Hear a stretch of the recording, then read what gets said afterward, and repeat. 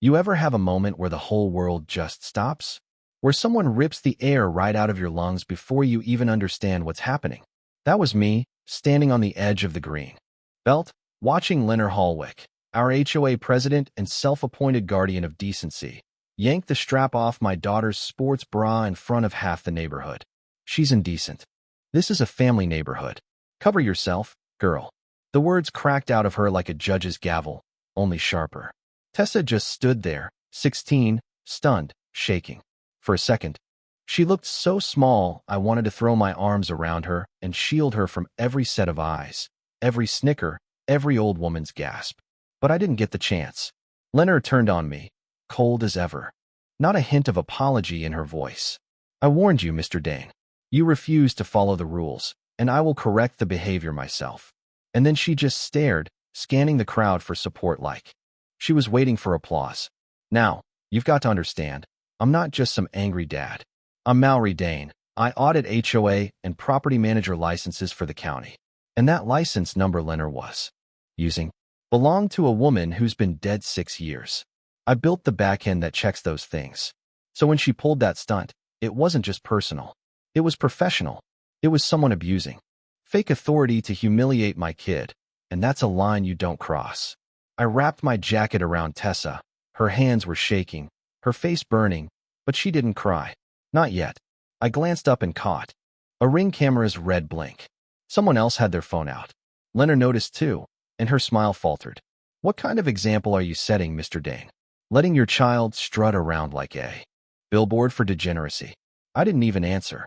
I just stepped between her and my daughter, fighting the urge to explode, because I had a better plan. You don't beat someone like Leonard by shouting. You beat her by pulling her roots out in front of everyone. See, Leonard's power was always smoke and mirrors. All those fines, those letters, those threats, they only worked because people believed she had the right. But if I could show her for what she was, a fraud, hiding behind paperwork, well, the house of cards would come crashing down. I told her, right there in front of everybody, you've made your last citation. I'm filing a formal ethics complaint with the county. That's felony impersonation. She laughed, nervous this time, and said, this board trusts me. This community trusts me. But not everyone did. The groundskeeper, Corman Brill, lingered by the hedges, pale as a ghost, not nodding like usual. We walked home in silence. Tess stopped at the stone marker, her mother's marker, just touched it, no words. That path was where she talked to her mom when grief got too loud. It wasn't about dress codes or rules. It was about control. And Leonard had just torn herself wide open in front of everyone.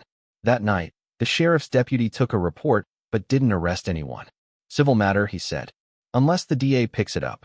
Next morning, a violation letter showed up, failure to adhere to community dress standards. No code, no citation number. Just Leonard's signature, crisp and smug. Tess saw it and whispered.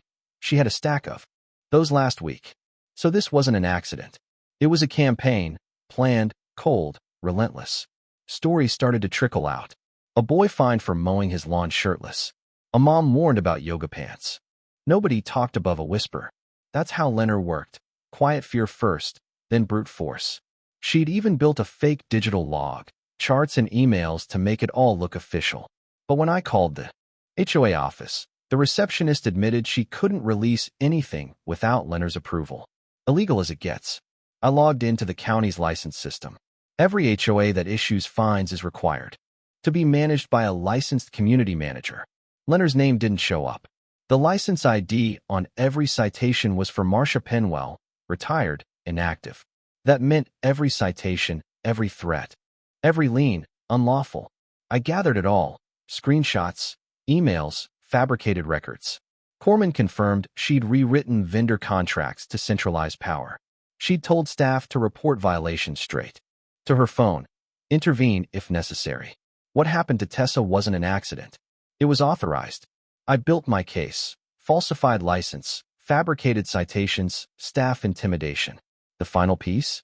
A thumb drive Corman slipped me after dark, her own private notes. Drafted violations days before any supposed board vote. That's not enforcement. That's premeditated fraud. I encrypted the evidence, wrote up the formal complaint, and hit submit. The system would see what I saw. By the time the county scheduled a hearing, Linner escalated. Hand-delivered a bogus lien notice by some guy in a compliance team, Polo. Threatened to take our house. Tess just stared at it. Is she trying to take our house? No, sweetheart. She wants us to think she can. That's different. The neighborhood. Forum blew up. Anonymous posts, concerned citizens, screenshots of the stone marker called legacy symbols. It was all manufactured shame, meant to make us feel alone. But we weren't. The hearing day was beige walls, gray carpet, no fanfare. Linner came in looking like she'd won already. The board listened as I walked them through the forged licenses, the violations, the lien. The memo outlining her plan to quietly phase out undesirables.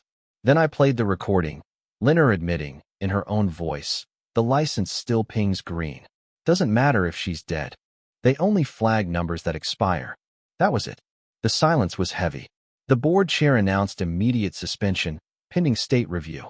Linner called it a witch hunt. No, the chair said. It's accountability. And just like that, the air in Greystone Glen changed. Fines disappeared. Lawn chairs reappeared.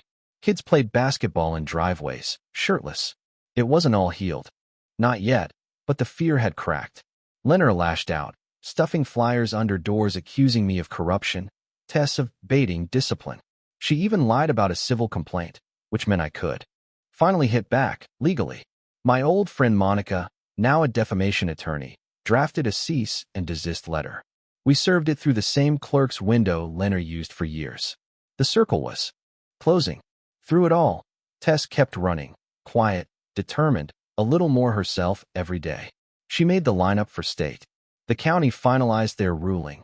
Linner blacklisted for a decade. A permanent record of her abuse of power. Greystone Glen held its first open board election in years, and Tess, my quiet, brave daughter, was voted in as the new president. I'm not here to fix everything, she told the crowd, but I promise this board won't become a weapon again. Linner watched from the edge of the lawn. No clipboard, no power left. She turned and left, silent, irrelevant. That night, I filed the last notice, locked Linner's original violation letter in a folder marked closed. On the porch swing, Tess said, I thought she'd win, even after the hearing. I shook my head. She underestimated you. Tess just rocked, letting the quiet settle. This time, a good kind of quiet. The rain finally came, washing the dust from the mile marker, making my wife's initials stand out again. Tess tapped the stone on her run and smiled. The board meetings are open now. Muffins, lemonade, laughter. People who'd been silent started speaking up. Silence doesn't protect you, Mr. Rayner said, voice shaky but clear. It just protects the bully. And maybe that's the real ending. Not a final showdown, not even closure, but the chance to build something honest in the space where fear used to live. Tess placed a small solar lantern by her mom's stone for night runners. It glows now, even after dark. If you felt something listening to this, if you've ever lived under someone's thumb, tell us your story in the comments. Say where you're watching from. Because somewhere out there, someone is still fighting, and your words might be what gets them through the next mile.